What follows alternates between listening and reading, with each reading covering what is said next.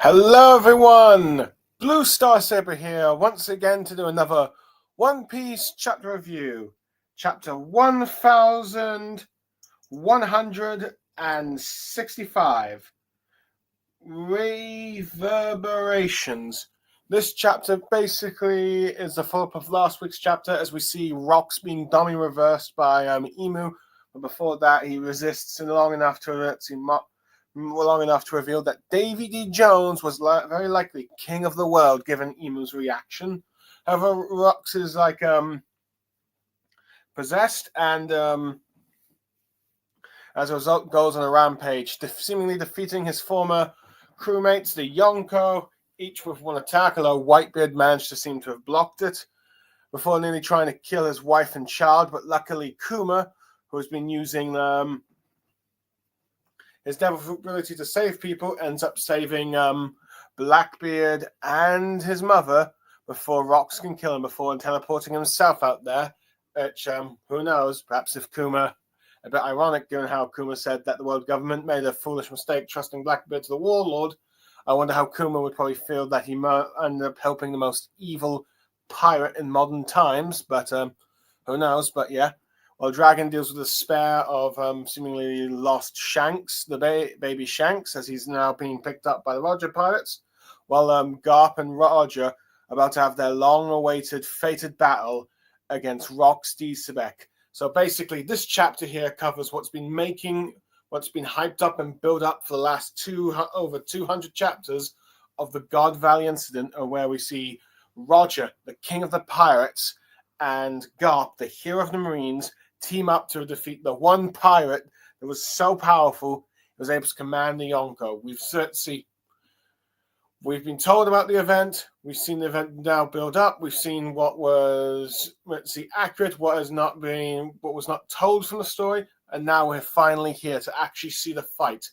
Arguably, perhaps the most anticipated One Piece fight at sea, and perhaps maybe like say Zoro versus Hawkeye and maybe Luffy versus Blackbeard, but arguably this is like the One Piece fight of Hashiyama versus Mada in terms of historic proportions.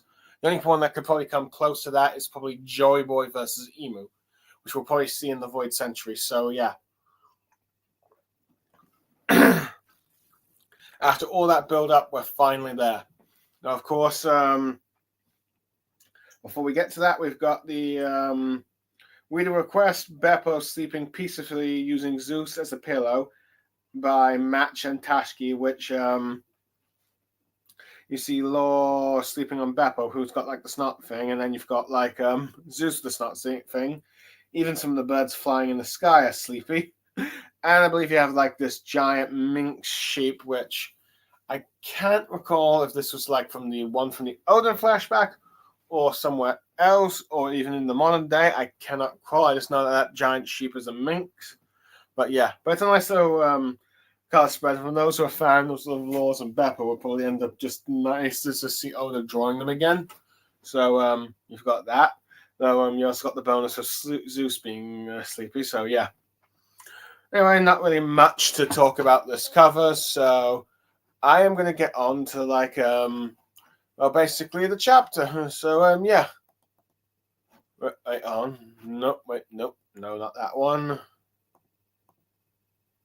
So yeah, the chapter basically begins with Rocks just telling Roger and Garp to please just kill him. With Garp and Roger just saying, "Wait, did you hear that?" And you got any other going like, "Yeah." Well, Garp saying that and Roger saying, "Yeah." As let's see, you see.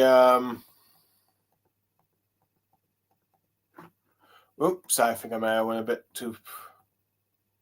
As you see, Rocks having a bit of tears as Roger says his words and attitude in his expression. Let's see, saying that they're all telling a very different story as you seeing them clashing here. Haki blooming and Garp about to try and let's see punch Rocks, if you will, in which, as of course you see, he actually does, and of course it sends as he tries to do that. But Rocks stands his ground, and as Roger's trying to push with his sword, I believe Rox ends up unleashing a, let's see, hockey explosion, if you will, sending both Garp and Roger flying, and as we see here, Rox is able to split the sky just by himself with the hockey, shocking just those who are able to witness it. Let's see, with some people being like, why does the sky look like it's been split in half? With many talking about, we've got to evacuate before we're all dead. And, hold on. And then we see Shiki and Silver Axe, where Silver Axe saying they need to set sail, with the grants of the Rox part saying, what about Rox? You mean Rox's ship? And he says, like, you think he's really coming back, with Shiki smile about, this is the end of the Rox pirates. You got other bunch of pirates saying, hurry, we got to run to the shore and all that stuff.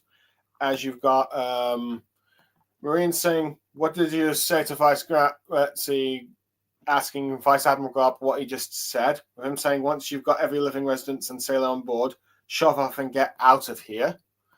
And, oops, home.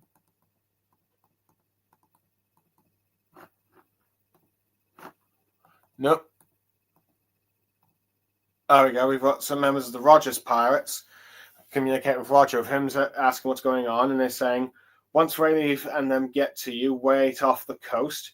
He's giving them orders to wait on by, as hold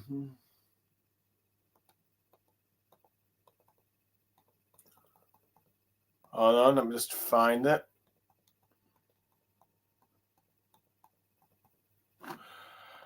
Roger and Garp end up saying, I will be back to them, telling their respective crewmates that they will return once they've, of course, finished this fight. And then you see the two of them sort of like taking their coats off, and basically they are sort of, let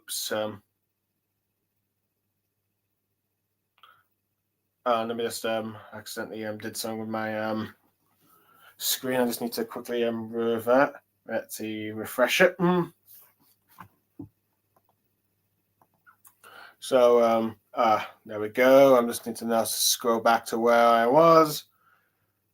Yeah, they've basically talked their coats off, and then Garp admits to Roger that he came to see arrest both of him and Rox, but Roger talked about how, well, my plan was to steal Shaki and and get as much treasure and hightail out of here. And then just talk about, instead, shall we team up for a minute? With Roger says, I have a number of issues with this, but says he can't really afford to let him see Rox run free. And we see, Garp dodging one of Rox's attacks. That Roger's about to try and strike back at behind Rox, sending him crashing to wall. Garp ends up grabbing him and hold on, let me just see. And then tosses him into let's see, Derbis, if you will. Let's see, with Garp saying, that look you've got, the curse. Is there any way to break it? As you now see,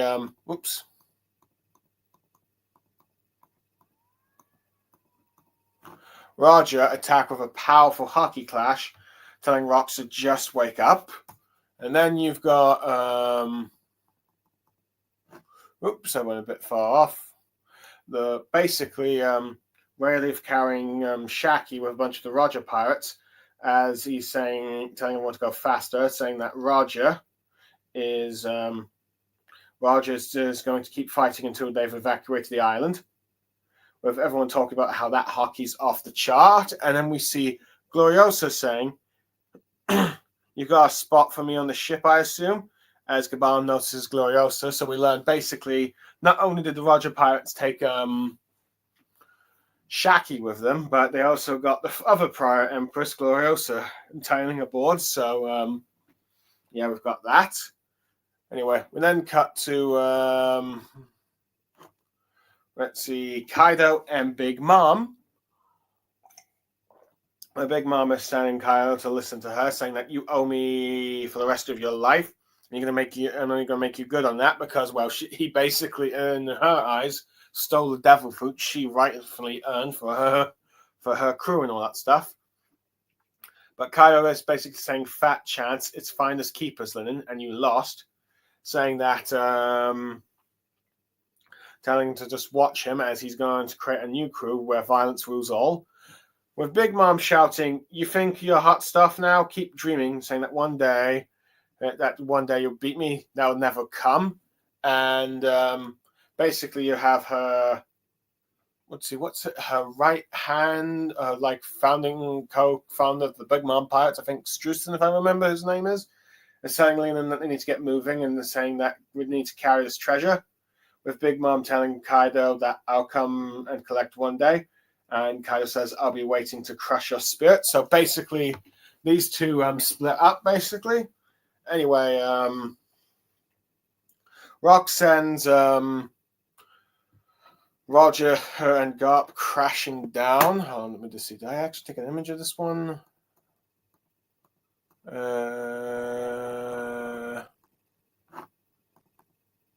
No, I don't think I did. I should really double check on that, but oh well. But anyway, we then cut to Whitebeard as someone is talking, saying, "You're the one who knocked down that mountain, aren't you, Newgate?" With him asking, "Who are you?" As he says, "Looks like your crew's falling apart." And then we learn that this guy is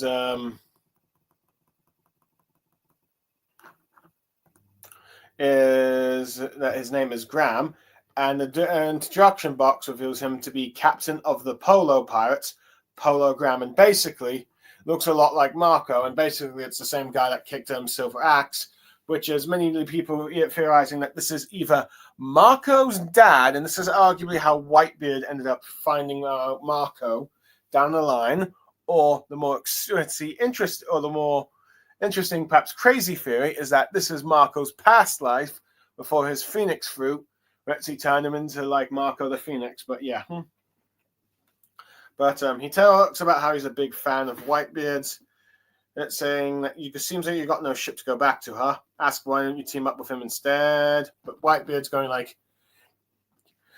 get out of my hair, basically trying to refuse. So you have that, and then as that is going on, you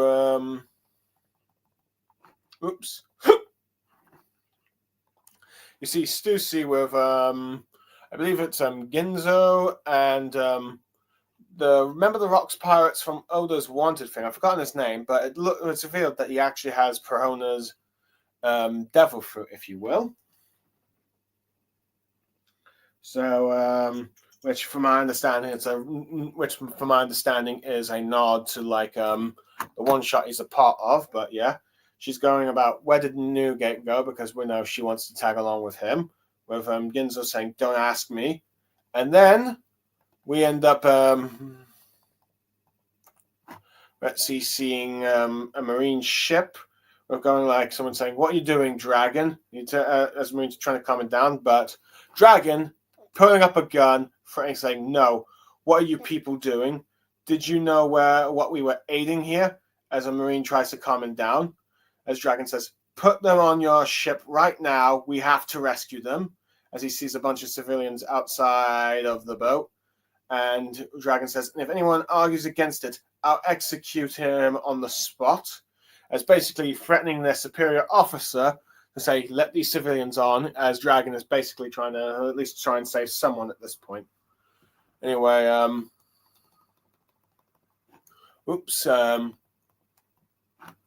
there we go. We then see Raylan Gabon. Well, the Marine says, "This isn't going to end here, Dragon." And it's like him saying it better not. With Raylan Gabon heading off, the crew asking what they're up to, with the two of them saying, "Don't you dare follow us. Take the ship and open to our auto and wait." So basically, they're going to try and find their captain. And then we see, I went a bit too far back. Then see a world government ship, which seemingly might have the Emu possessing Saint Saturn on, saying, that island never have existed. Understood? As the narration goes, West Blue, the God Valley incident, the S-level top secret clarification, records of cast-alone operations and special hazard pay for Naval Base G11 and Cypherport number 6, saying that the registry of participations in the human hunts expunged, the site of the event of God Valley, island location, area, population details are all erased, the number of fatalities unknown, as you see in a hockey clash destroying the island. And let me see. Did I take a picture? Yeah, here you go. You basically see hockey booming about, the whole God Valley being destroyed, basically. And I think this part of the mountain is now also falling down from the sounds of it. So yeah, as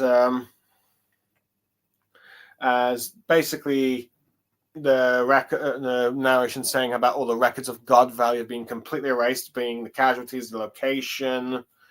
Let's see, those who participated in the human hunt. I wonder if that also includes Marines, and maybe that's why they don't have records on Dragon. But yeah, all that stuff is happening. And during this point, you've got Roger talking to Garp saying, "Did you know about that enormous black monster the government has? And they call themselves the good guys." With Garp saying he can't believe it either. And this is where we get a very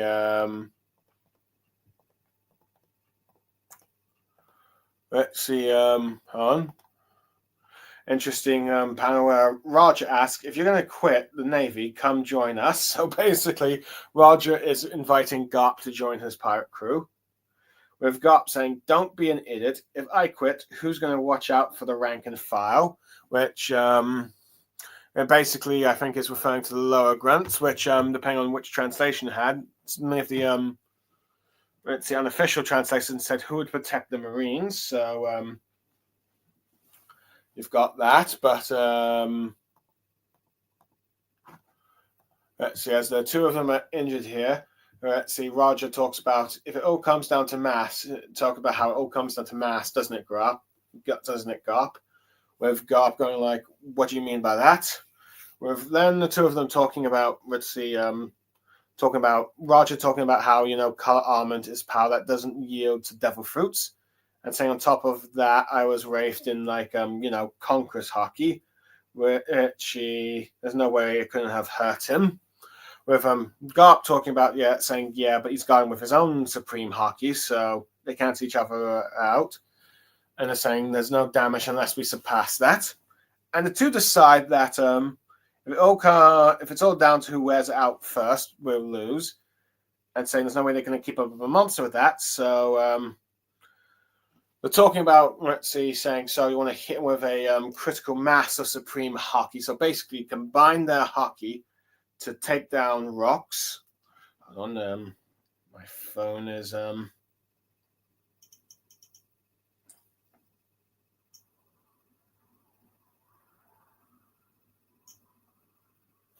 Right, sorry, my page is loading. Let me just check if there's any comments. Nope, no comments. I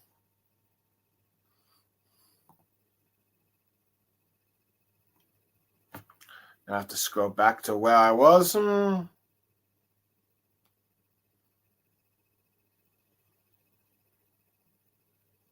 I went too far. So yeah, basically critical mass of supreme hockey and saying, don't see with them going like exactly, don't even think about whatever stamina you need after that. With them saying that this might mean that we don't come back alive from this. So but it's saying that they pull this off, all three of us will be down for the count. With Garp saying if we miss though, we're done for. With Garp then telling Rox, listen up, Rox, I don't know what I can say to console you. I don't know what's happened to you either, but there's one thing I do recognize as they're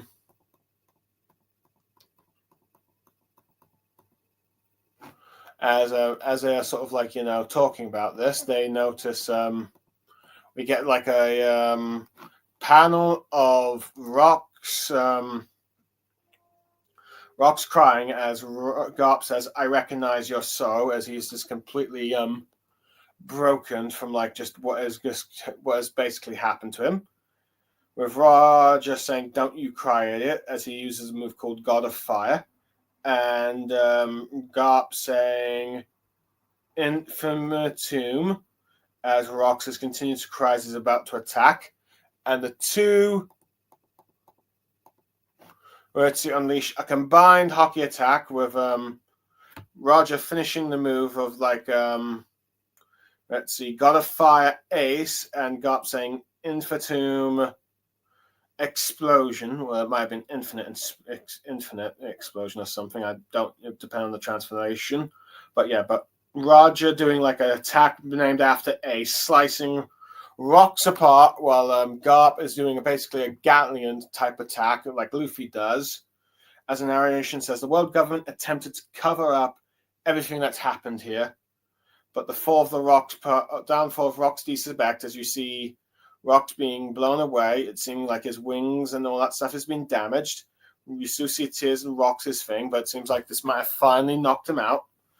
As the narration goes, and the lawless band of followers that the Rock's pirates who wreaked havoc on their era cast an unmistakable reverberations that shook the very world. So basically, narration saying that no matter what the world government tried to do, let's see, if the legacy of the Rock's pirates still continues to affect the world to this day, given all the people that split up, as you see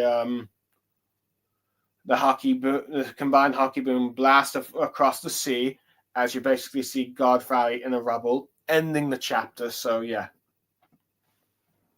Anyway, now that's been taken with. Now for my overall thoughts on this chapter. Holy moly, this fight was epic. I'm going to say it now. This fight was epic. No matter what part of the fight you get, with seeing just the scale of this fight, as we see like hockey clashing everywhere, God Valley falling in ruins. Everyone thought that, okay, maybe perhaps maybe Emu uses Uranus to some extent and it destroys God Valley, leaving nothing behind. Or maybe not doing the same effect as Elucia, but no, it seems to be the clash of these three titans is what causes this island to be basically destroyed. So yeah. So it's just surreal just seeing Garp and Roger teaming up, fighting. Let's see, Garp using his fists to attack, throwing him about. Roger just like clashing with his sword. Mitzi seeing hockey booms and all that stuff, with Rox being so powerful he splits the sky by himself. That is just like, we have not seen that before. We've only seen that happen when two people split the sky, but no, we're now seeing it with one. Honestly, in terms of the scale and action this chapter delivered, this is arguably what probably people have been wanting to see with God Valley when we were first told that. Let's see, Roger and Garp were fighting each other. And also, the more bonus is that Rox has basically become a much more stronger version than he was when we first saw. But it's also tragic because, well, basically, he's basically been possessed by Emu with the dummy reverse. And you can see just how tragic it is with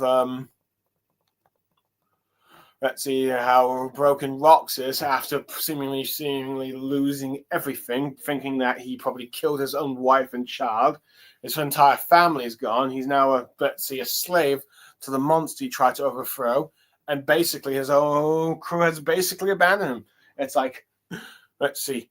In many ways, the emotions of this fight have probably exceeded everyone's expectations, and arguably due to the fact that Oda did the clever way of tying in God Valley to Elbaf with what Emu is doing with Doggy and Broggy, with going to Rox and very likely to King Harold. So yeah, arguably this is in terms of action and emotion, this chapter delivered.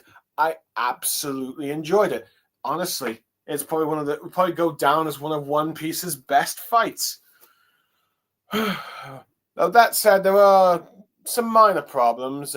While all the action is great, I will say that the fact that half the chapter unfortunately had to be covered with like stuff like what the Roger pirates are doing, what the members of the Rocks pirates are doing, splitting up and all that stuff, because, well, let's see, Oda needed some time to tell these guys, to show that these guys realize, okay, the pirates are finished, time to split up. Arguably, it gives a shame that, okay, this fight isn't going to be a full-on chapter by itself, which is a bit disappointing because arguably this legendary fight had the same hype and potential as Madara and Hashiyama, which was like the big historic fight, and that got to have at least one full-on chapter, and technically a half as well. Let's say one full-on chapter of like, let's see, the battle, then you get their flashback of their friendship and stuff, and then I think a half a chapter of concluding that fight. But it seems like Oda has only really had time to do half a chapter because he also had to show stuff happening with like members of the Rocks pirates here. Let's see, splitting and hightailing it out of here, which is a shame. But in terms of like some of the sort of fights that you've seen Oda do in the past, because Odin versus Kaido only ended up being like one clash. Roger versus Whitebeard ended up being one clash. In many ways, heck, let's see, you got Rocks versus Hal was like only a few pages, but this one was half a panel, but this one was half a chapter, which in terms of a flashback fight, that's actually pretty good. So, and arguably because like this is a flashback, you're not getting much space. Granted, yes, Naruto, Hashiyama, Madara got a full-on chapter, but still, yeah. Which arguably probably why some might still favor maybe the Hashiyama versus Madara chapter, if you will, of historic battles. But I can definitely say, even though technically Naruto gives a bit more for that fight, I still think this chapter, in terms of scale and terms of scale, probably will match, let's see, Madara and versus Hashiyama, which I wouldn't be surprised if years to come you do have people talking about this God Valley, battle, if you will. Who knows? It might even be possible that the anime gives a bit more time with this, but who knows? So, yeah. But anyway, now that but I suppose since we're talking a bit about the Rocks pirates and the Roger pirates, yeah, no surprise that these two when it was first about. I mean, we know Shiki didn't care about Rocks when we first saw him in this flashback. He even told how that I wouldn't give a toss if Rocks ended up dying, and it seems to be the case. Though, granted, I would admit it was a bit disappointing not to see him a bit more of the Yonko, except for at the beginning. But it seems like he's building his own pirate armada and all that stuff. I'm curious to see if we're going to find out more of what happened to Silver Axe down the line, but because he's like basically a mystery. But arguably, he does become a famous pirate. Stussy is, of course, did not fail to get a chance to catch up with Whitebeard and part with him because she wanted to be his lover, but Whitebeard, of course, was no interest in her, which will eventually, of course, her seeing the hightail treasure, but it'll lead to her connection with Mads. But granted, I'm curious to see if because I figured because I wondered if God Valley would have shown her collecting some DNA of Whitebeard's to create, I think, a clone with her DNA to make Weavile, because I assume that's what Weavile is, a sort of hybrid clone of her and Whitebeard, at the very least. I assume that's what's going on with Weavile there, but who knows? Anyway, hold on, I'm just going to actually look this guy's name up, since Rocks Pirates. Gonzuri, it seems like she's at least with Gonzuri at the moment. Granted, we know that he eventually dies, but it turns out it's not going to be God Valley, which some people theorize that Thriller Bark might have been part of God Valley, but who knows, that theory might not be correct. But yeah, Gonzuri is there. And also the surprising thing of, Gil Batster, who is turns out to have Perona's devil fruit, like I mentioned earlier. And apparently this is a sort of homage to like the one shot that he was in Wanted, I believe, for like Oda's before he did One Piece, where apparently he was, I think, a bounty hunter that he could see ghosts, and he killed and he saw the ghost of an enemy he killed or something like that. So it seems to be the One Piece. Oda's doing the One Piece equivalent of tying a homage to that, which it does make people wonder: did Gecko Moria kill this guy so that Perona could have his devil fruit? Granted, I think some people making fears like some people who had the devil fruits might end up being the parents of those who have it down the line. I don't think it really works that way, to be honest. So I think Oda's just doing some nice nods to certain things. So yeah. Granted, I'm surprised we didn't see Captain John in this with like him holding Tail the treasure, but oh well. I figured like Oda might have shown him at least taking some of those devil fruit treasure chests, since those were some of the grand prizes. Interesting enough, we end up seeing that Gloriosa ends up going with the Roger pirates in terms of how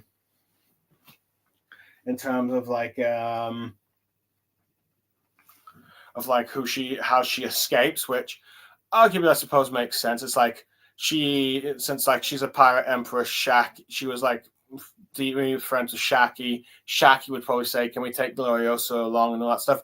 Also, Gloriosa basically has a thing for Roger, and perhaps she wants to try and use this as the opportunity to try and get affection to Roger, since now that Rayleigh's basically claimed Shaki, it's like, okay, now can you let me be with you and all that stuff, though? Granted, I still think Roger's basically, we do know that Roger, of course, is probably going to turn her down, probably for being too clingy still, and also we know that Roger eventually has a child with Portestes Rouge that, eventually becomes Fire Fist Ace.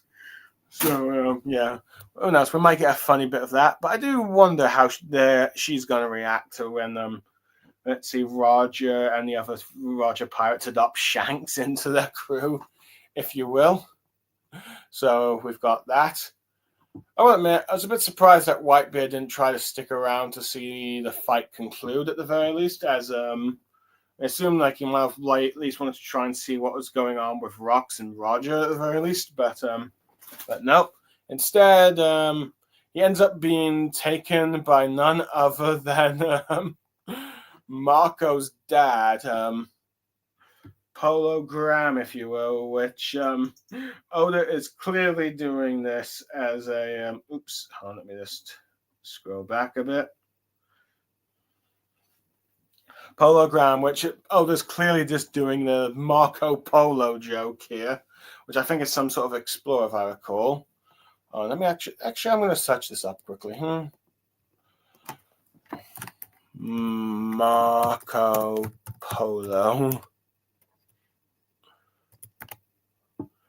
But yeah, that actually is sort of explorer, which now end up being used as a term for like Marco Polo for some pool game, if I recall. So, but yeah, clearly Oda's doing a reference to that.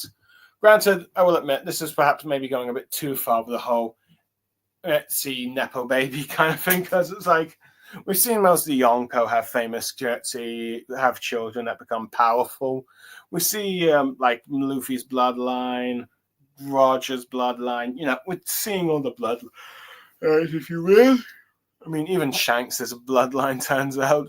Granted, a well-noble one, so that's kind of twisted. But now it seems Marco, the Phoenix, also had a bloodline. Now, granted, there is the theory, of course, like I said earlier, that this might actually be Marco's previous life, but with the Phoenix fruit allows you to be reborn and all that stuff. So this might be okay. Right, let's see. This is Marco's originally taking and trying to be like Whitebeard's right-hand man, but then he at some point died, and then he might have some point died, and then was reborn as Marco, and then Whitebeard just kept him around because one day he'd grow up to be his right-hand man again. Who knows? Granted, it could be that, let's see, it could be that might be a theory of the whole Marcus Phoenix fruit, though. Before we know, granted, that will then beg the question, does that mean Marco will be the only one to ever have the devil fruit just reincarnate each time to a new life or something? Or do you need to have a certain way to destroy the fruit so you can the devil fruit user to get the new one, if that's the case? But I wouldn't be surprised if this is just Britzy Marco's dad that Whitebeard tags along with, who at first reluctant, then warms up, and then something happens to him that he decides that he's going to take in his son, and that's where he gets the idea of adopting more and more members of his crew as his own sons, if you will. So that could be, that's probably the more of the route that Whitebeard takes, which I will admit, one thing I was a little disappointed in seeing is the fact that I figured the God Valley was going to show us, even if like just a brief clash of Whitebeard fighting Figala and Garling, since Whitebeard talks about how whenever he looks at Shanks, he remembers that face, and that gives him aches his scars, if you will. And it seems to be implying that Figala and Garling, since he looks so much like Shanks, and God Valley would be the perfect place to do this. But it seems like we're not even getting that clash, if you will. At least it doesn't seem like this clash isn't happening here on God Valley. I don't know if that means that Figala and Figala and Garling ends up like clashing with Whitebeard down the line later. But granted, it could be that he's just about Whitebeard's just about to leave before Garling comes in, does either a sneak attack or fights him for a bit and damages him as he's trying to escape, or maybe even killing like Marco's dad, for we know. But who knows? We have to wait and see. But yeah. Anyway, we also actually get to see Big Mom and Kaido finally split up, and then we actually get to see Big Mom saying, "You owe a lifetime debt," kind of thing, and all that stuff. And Kaido saying, "No, I'm building my own crew." It's nice to see this bit take place. So, granted, I think some people thought this happened on they would split up on Hachinosu, where they would retreat back and then split up. But that might just be, I think, so. Just doing some paneling of like God Valley pirates reacting to that. But yeah, we see the two now split up.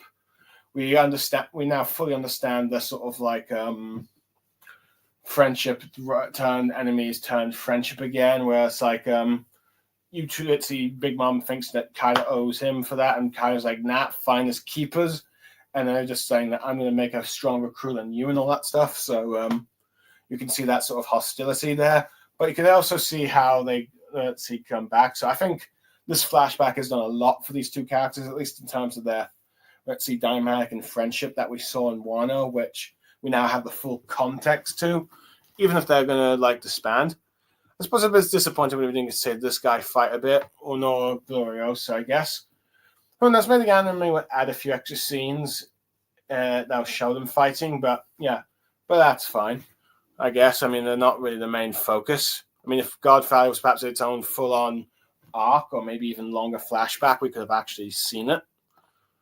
Anyway, I do love that Dragon at this point has become so desperate. He's now threatening the lives of like his superior officer, saying, "Let those civilians on," because it's like, let's see, after trying to say like, "Oh, let me try and at least save these two babies," then it's like one of them is when the God's Knights catch up to him, they take one of them away, not realizing that there's twins. He then tries to save one of them at least, and then he loses that one, not realizing that.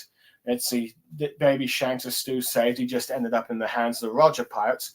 He feels despair in this, and the fact that he failed to do what he promised the mother, at least in his eyes, is like, okay, I'm going to at least save someone. I don't care who it is. I don't care what measures it takes. I am saving someone. I don't even care if this, let's see, how this affects my standing in the Marines. He's probably going to even quit. He's probably going to quit anyway. So it's like, you are going. So it's like forcing his like ship. We are taking these people in, and we're going to save them.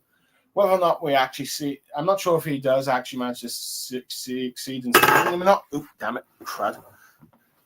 Sorry, I just knocked over something I shouldn't have. But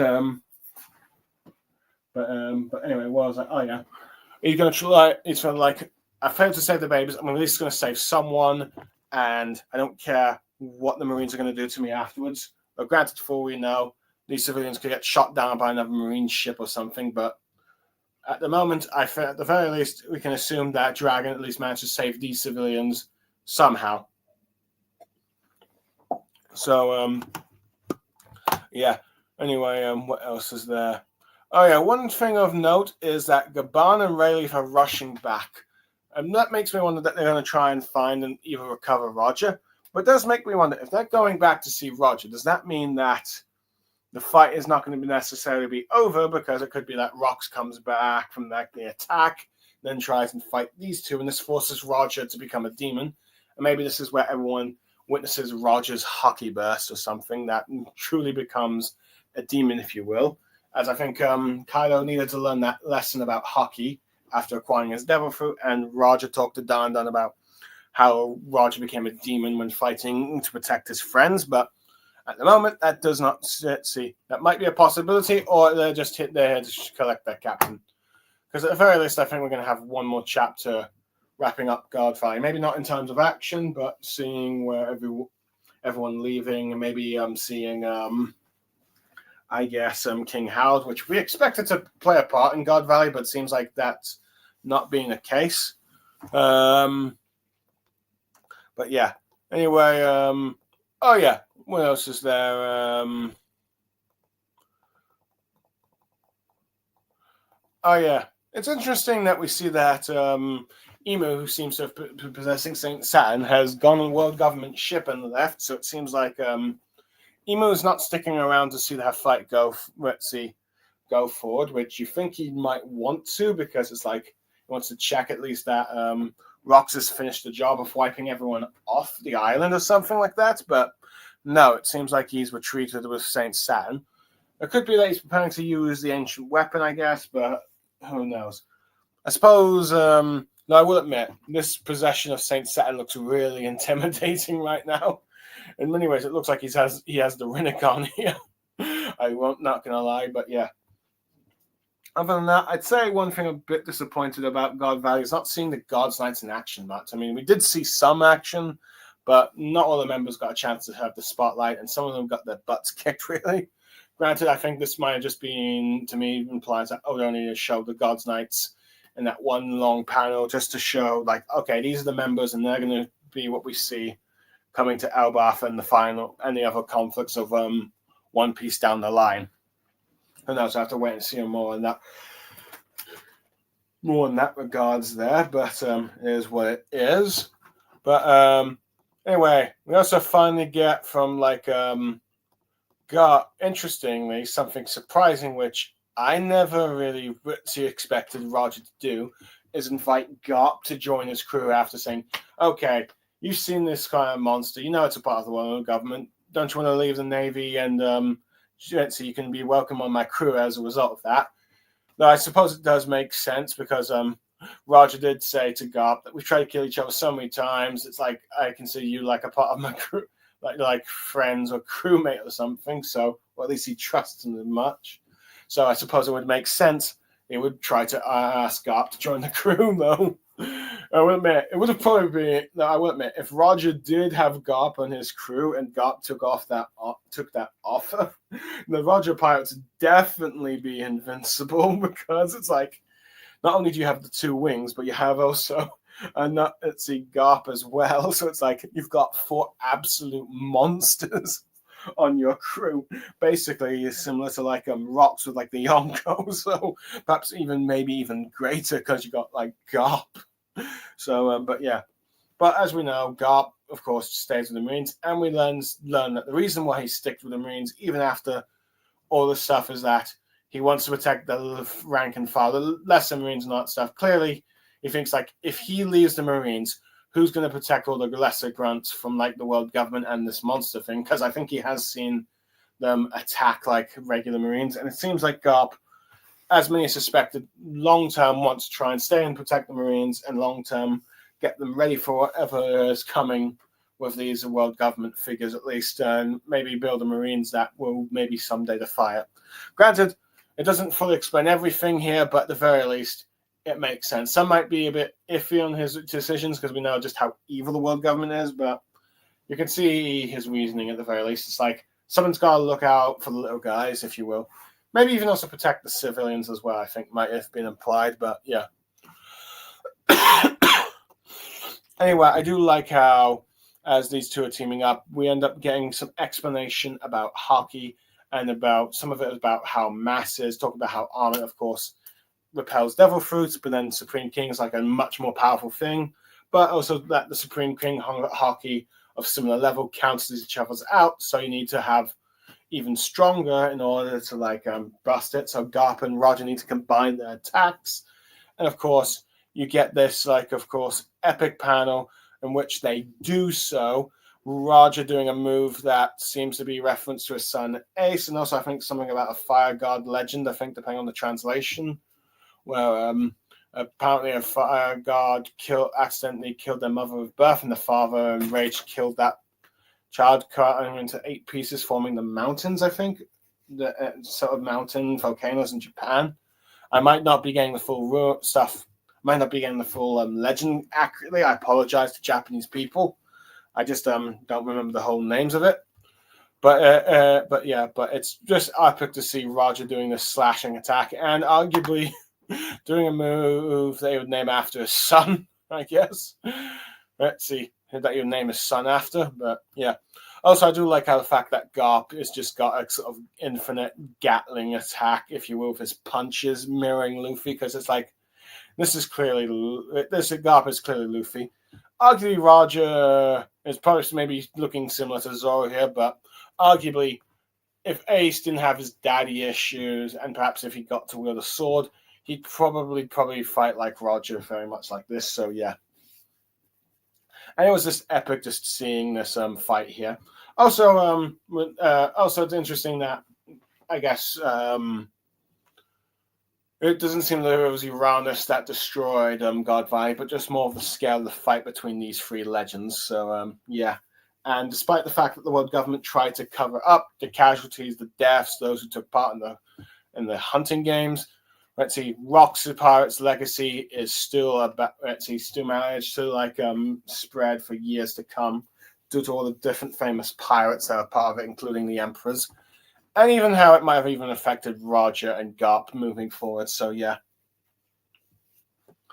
let's see. Also, I will admit, I'm curious to see how this will now also play effect into King Harold.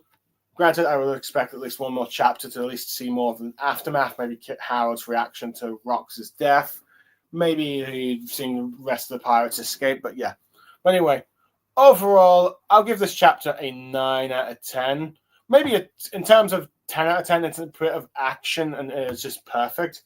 Granted, I will admit it does cut away much to some of the other Rocks pirates and all that stuff, maybe a few bits and pieces that could have been done later, or maybe like okay, funny Marco Polo joke there and all that stuff, but arguably it's not like a full-on 10 out of 10, I guess, with that bit, but in terms of action, it is a 10 out of 10, even if it's only just half a chapter. Maybe I should be giving it a 10 out of 10, but it's a 9 to 10 out of 10, basically, depending on how you rate it. This chapter's great, just seeing Rocks and Roger team up, the despair that Rocks feels are being possessed. I guess seeing the Rocks pirates starting to split up and like forming their own crews and all that stuff, with like particularly Yonko. Seeing I guess Roger and Rayleigh moving to try and find their captain. Dragon taking some action to try and at least save some people. Emu declaring the island no longer existing and all that stuff. The narration about that and the legacy of the Rocks pirates. God Valley has been phenomenal. It's been some of the best writing we've seen in One Piece in years. Arguably, this flashback is amazing and makes me look forward to more, seeing the Void Century flashback, as well as seeing what happened to King Harold now that, let's see, his best friend has basically seemingly been killed, though there might be more from the next chapter, we don't know. But for now, that's what we've got to see God Valley. I think it's for most part delivered. May not have been perfect, but in some regards, but I think it helps enough. Whether or not we'll get a full-on anime adaptation of this, or maybe a movie one, who knows? But yeah, it is epic.